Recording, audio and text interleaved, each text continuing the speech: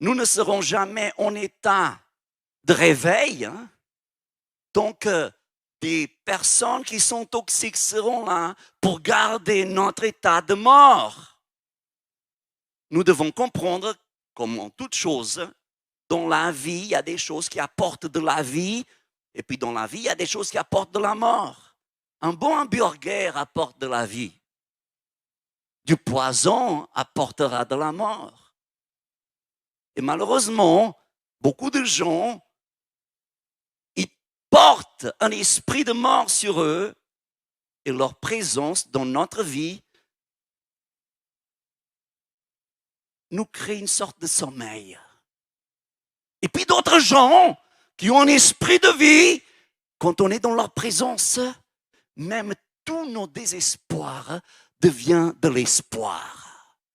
Il y a comme si quelque chose se réveillait.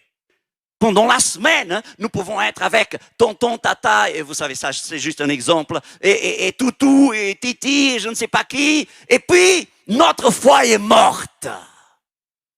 Mais puis, pendant la semaine, nous sommes dans la présence de quelqu'un. Et puis tout d'un coup, cette foi qui était devenue morte, qui était devenue résiduelle, qui était devenue sans impact, sans effet dans notre vie, alors tout d'un coup, elle se réveille.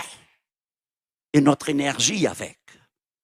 Il y a des gens pendant la semaine avec qui nous sommes. Oh, ils sont très sympas. Sourire à droite, sourire à gauche. Comment tu vas? Oh, énormément sympa. Mais au bout de la journée, au bout de la semaine, notre foi est à plat.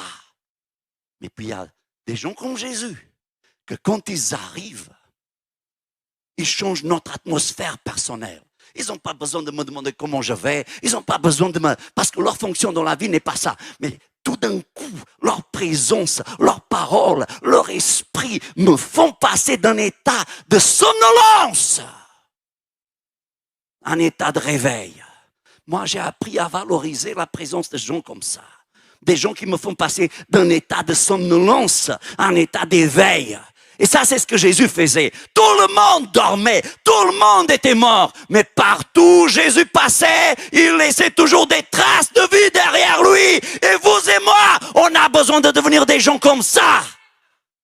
Non pas des gens qui calment les autres, non pas des gens qui mettent les autres en état de somnolence, par d'autres mots, non pas des gens qui tuent les autres. Mais des gens qu'à cause de notre foi, de notre relation vivante avec Dieu, partout où nous allons, quand nous ouvrons notre bouche, que ce soit dans un GF, dans un MD, en parlant avec quelqu'un à l'église, je ne sais pas. Oh, nous apportons de la vie et nous faisons que Lazare ne dorme plus.